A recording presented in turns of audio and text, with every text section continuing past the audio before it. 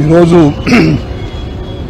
తొరకపాలెం నుంచి మరొక patient government ఆసుపత్రిలో చేరారని తెలిసి శైలనాథ్ గారు, నేను, కిరణ్ గారు, మూర్తి గారు, పట్టణ అధ్యక్షురాలు నూరి ఫాతిమా గారు ఒక టీమ్గా అనివార్యంగా బయలుదేరి రావాల్సి వచ్చింది. ఆ సులోమి అనే పేషెంట్ని పలకరించడం కూడా జరిగింది. చాలా దురదృష్టకరం. 5 మాసాల నుంచి కూడా ఈ తొరకపాలెం అనేది ఒక అంతులేని కథలాగా కొనసాగుతూ ఉంది.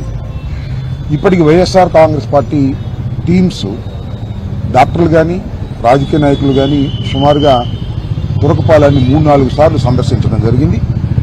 మొన్ననే కలెక్టర్ గారికి కూడా మేము ఒక రిప్రజెంటేషన్ ఇవ్వడం జరిగింది. దీని మీద తక్షణమే యాక్షన్ తీసుకోండి. కొద్ది మాసంలోనే, కొద్ది టైంలోనే 45 మరణాలు ఆ గ్రామంలో సంభవించాయి.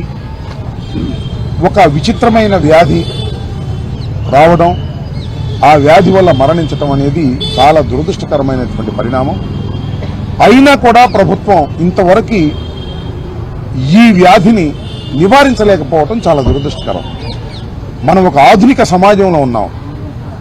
వైద్యం బాగా వస్తువులు పెరిగినటువంటి సమాజంలో ఉన్నాం.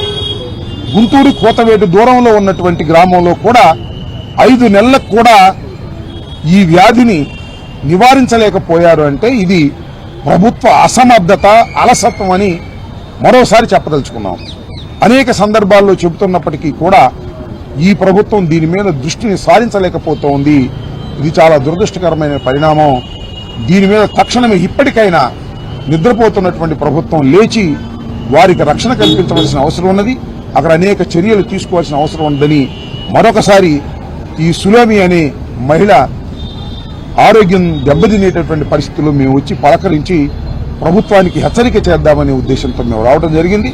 ప్రభుత్వం ఇప్పటికైనా సరైన సక్రమమైనటువంటి వైద్యం అందించాలి, తగిన చర్యలు తీసుకోవాలని మరొకసారి డిమాండ్ చేస్తున్నాం. మనం కలెక్టర్ గారిని కూడా కలిసి డిమాండ్ చేశాం. ఆ తర్వాత కూడా ఏ విధమైన స్పందన లేదు. అలా లేకపోయినట్లయితే ఇందాక మా పెద్దలు చెప్పినట్టుగా రండి, మీరు నేషనల్ సంబంధించినటువంటి ఆరోగ్య సంస్థలకు సంబంధించి, కేంద్ర ప్రభుత్వానికి సంబంధించి వారితోనే సలహా తీసుకోండి.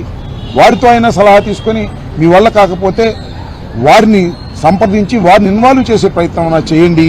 ఇలా గాలికి వదిలేసే పరిస్థితి చేయటం మాత్రం దురదృష్టకరమని ఈ సందర్భంగా చెప్పదలుచుకున్నాం.